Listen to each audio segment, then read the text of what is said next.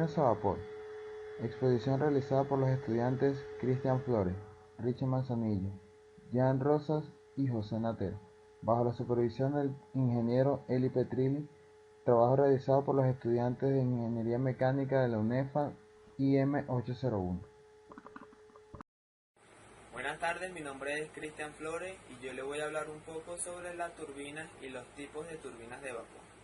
La turbina de vapor es un motor rotativo que convierte en energía mecánica la energía de una corriente de agua, vapor de gas o gas. El elemento básico de una turbina es una rueda o rotor, que cuenta con unas palas, hélices, cuchillas o cubos que van colocados alrededor de su circunferencia, de tal forma que el fluido produce una fuerza tangencial que impulsa la rueda y la hace girar. La energía mecánica se transfiere a través de un eje que proporciona un movimiento a una máquina, un generador eléctrico, un compresor o una hélice.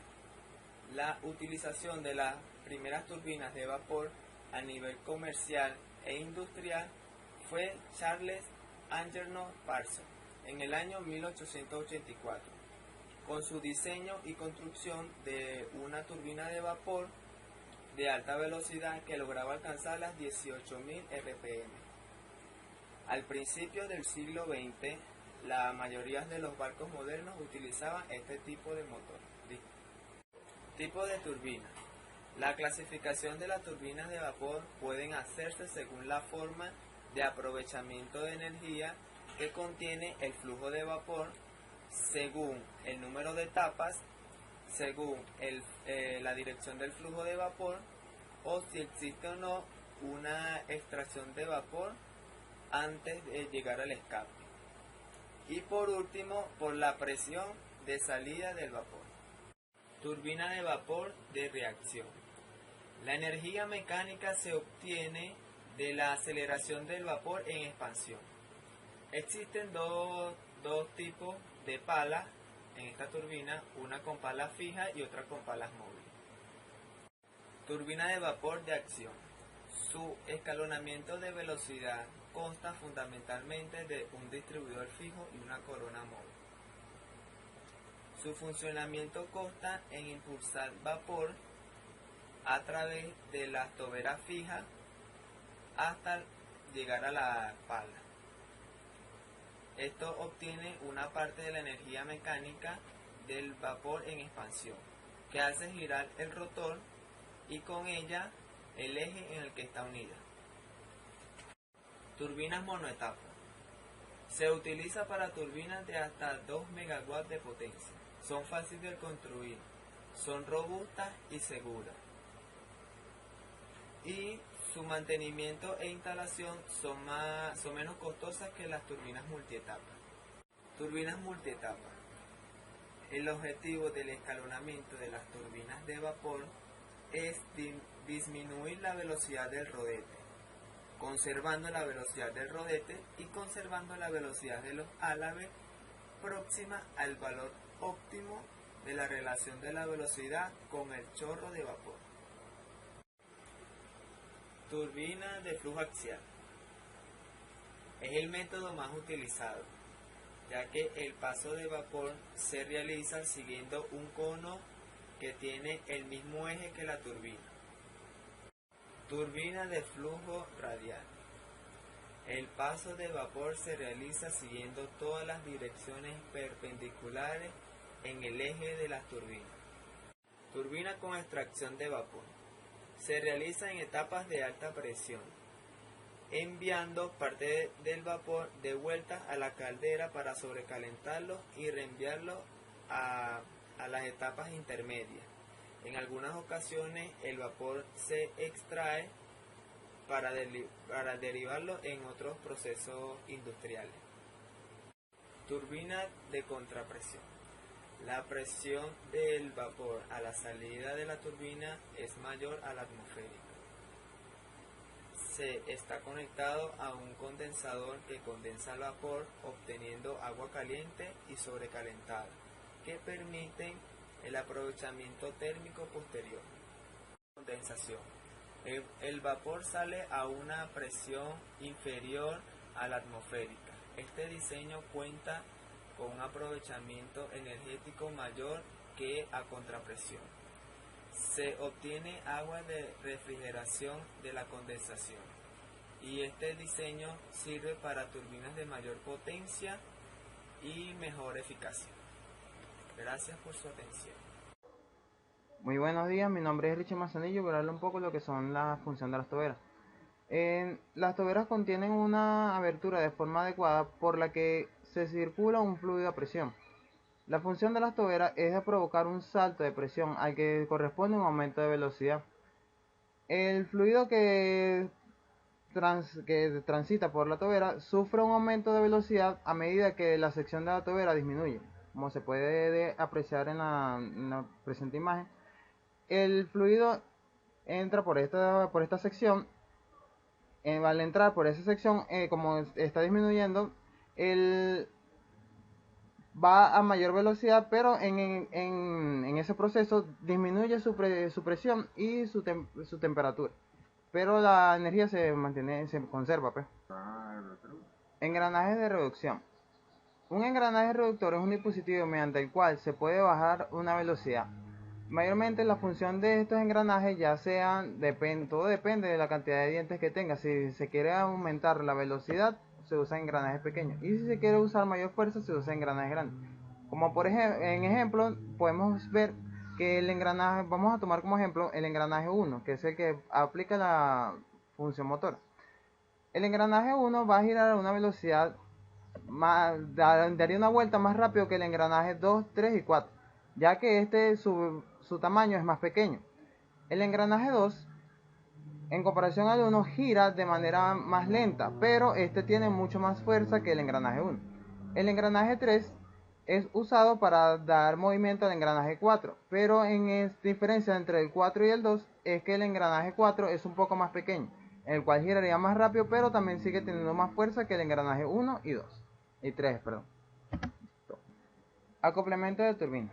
Estos son una serie de componentes o partes que se le pueden acoplar a la turbina de vapor para poder aprovechar al 100% su rendimiento. Entre esos está el reductor, que su función es reducir las revoluciones en la turbina cuando esta es mayor a la que puede soportar el alternador. Y también podemos encontrar lo que es el generador, que este es un componente que consume la fuerza motora emitida por la turbina y se encarga de generar corriente eléctrica. La turbina de vapor le entrega al generador energía mecánica y el generador produce la energía eléctrica. Con la exposición de turbinas a vapor, voy a continuar con el siguiente punto que me tocó a mí, que es turbinas industriales. Turbinas industriales es el nombre genérico que se da a la mayoría de las turbomáquinas motoras. Estas son máquinas de fluido a través de los cuales pasa un fluido en forma continua y este le entrega su energía cinética a través de un rodete o paletas o álabes. La turbina es un motor rotatorio o que convierte en energía mecánica la energía cinética de una corriente de agua a vapor. Vapor de agua de gas. El elemento básico de la turbina es la rueda o el rotor que cuenta con palas, hélices, cuchillas o cubo colocado alrededor de su circunferencia, de tal forma que el fluido en movimiento produce una fuerza tangencial que impulsa la rueda y la gira. Esta energía mecánica se transfiere a través de un eje para proporcionar el movimiento de una máquina, un compresor o un generador eléctrico o una hélice. Las turbinas constan de una o dos ruedas con paletas, denominada rotor y estator, siendo la primera, es decir, el rotor, la que es impulsada por el fluido a través del eje a través del eje que es impulsado por el fluido, arrastra el eje en el que se obtiene el movimiento de rotación. Hasta el momento, la turbina es uno de los motores más eficientes que existen, alrededor del 50%. con respecto a los motores de combustión interna y hasta algunos eléctricos. Ya en los años 20, unos inventores, entre ellos uno de apellido Tyson, eh, patentador o que patentaron una de las turbinas de combustión interna, a la que contribuyeron un rendimiento termodinámico de un 31%. La turbina suele aplicarse también por ser el componente principal al conjunto de varias tuberías conectadas a un generador para la obtención de energía eléctrica. Siguiendo con el próximo punto que me tocó a mí, que es generador eléctrico, en la turbina se transforma la energía interna del vapor de la energía mecánica, que normalmente se transmite a un generador para producir electricidad. El ciclo más usado, en el que el vapor proveniente de una caldera y que sale con temperatura y presión elevada, la turbina de vapor sirven para generar energía eléctrica, partir de la energía mecánica del movimiento, siempre alimentado por la energía térmica. Las partes de un generador son la bobina de hilo de cobre, eje, rodamientos, turbina e imanes. Esas son las partes que componen el generador. Y estas a su vez, compenetradas completas en conjunto, hacen la creación o la generación de la energía. Esto es todo, le dejo con mi siguiente compañero el siguiente punto. Muchas gracias. Bueno, para continuar con la exposición, buenos días profesores, mi nombre es José Natera y le vengo a exponer un poco sobre las turbinas con extracción de vapor.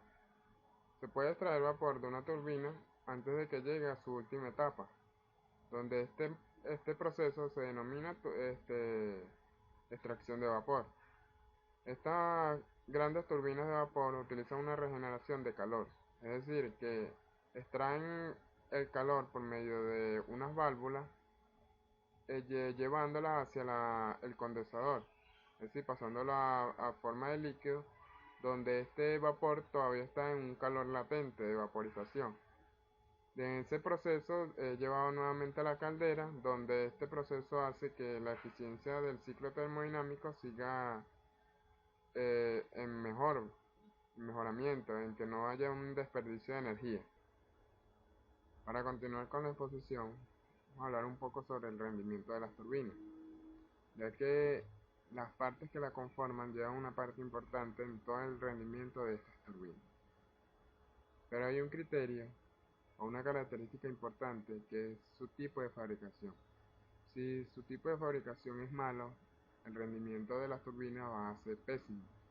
Entonces, para hablar un poco sobre estas características, vamos a hablar con unas características mecánicas, ya que los metales, por ser metales, deben aguantar temperaturas elevadas en un tiempo muy prolongado, es decir, no desgastarse, no deformarse, no tener corrosión o erosión. En esta parte se involucran mucho las partes físicas y químicas de estas, donde en el proceso de colado o de aleaciones, ya sea con el mismo acero y otros aliados, se pueden formar gracias a las características mecánicas que dan ciertos elementos como el níquel, el cromo, el magnesio, el molibdeno, entre otros. Gracias a esto, un acero normal vale muy poco, pero al mezclarse con un elevado elemento de níquel en su estructura, que vale incluso 100 veces más que un acero normal. En esta parte es muy importante, ya que en el armazón y más que todo en el rotor, que genera muchas revoluciones por minuto, Es increíblemente importante tener en cuenta estos factores de fabricación. Para continuar, vamos a hacer un análisis a un ejercicio de turbina de vapor, donde el problema dice que una turbina de vapor ingresa 7 kilogramos sobre segundo de vapor de agua, isentrópicamente, es decir, con entropía constante, a 7 megapascales. A 800 kilopascales se realiza una extracción del 7% del flujo para calentar el agua de alimentación. Si el flujo restante se descarga por la tubería a 50 kilopascales y 100 grados centígrados, calcular la potencia neta de la turbina. En este ejercicio podemos ver de que en los datos que nos dan, lo que nos da en el punto 1 es la presión a 7 megapascales y un flujo másico total de 7 kilogramos sobre segundo, donde en el principio de este ejercicio, la entropía de SG1 nos da ese valor de 5,815 kilojoules sobre kilogramo, donde los valores de H3 y S3 nos lo hallamos en las tablas de presión, donde utilizamos los valores de 50 kilopascales y 100 grados centígrados y entramos en la tabla de propiedades del agua de saturación, donde buscamos con una presión de 50 kilopascales y 100 grados centígrados y nos da una entalpía de 2682,4 kilojoules por kilogramo por Kelvin, donde nos da una entropía de 7,6953 kilojoules por kilogramo por Kelvin, donde el ejercicio nos dice que el vapor de agua es isentrópicamente, es decir, que la entropía es la misma en los tres puntos, donde por eso decimos en el punto 2 que S2 es igual a S3, que es igual a S1, es decir, que tiene el mismo valor, donde utilizamos el problema nos dice que la temperatura es mayor en el punto 3 con 100 grados centígrados que en el que nos da en la tabla, que es 81,33. En este valor nos dice, o lo podemos ver en análisis, que es un vapor sobrecalentado, donde si la temperatura que nos da el problema fuera menor, estuviéramos hablando de un vapor de líquido comprimido. Luego, más adelante, para entrar en tabla, en el punto 2, utilizamos una presión de 800 kilopascales y una entropía de CG2 de 6662 kilojoules por kilogramo, una entalpía de 3355,68 kilojoules por kilogramo Kelvin, donde para saber si en el punto 2 es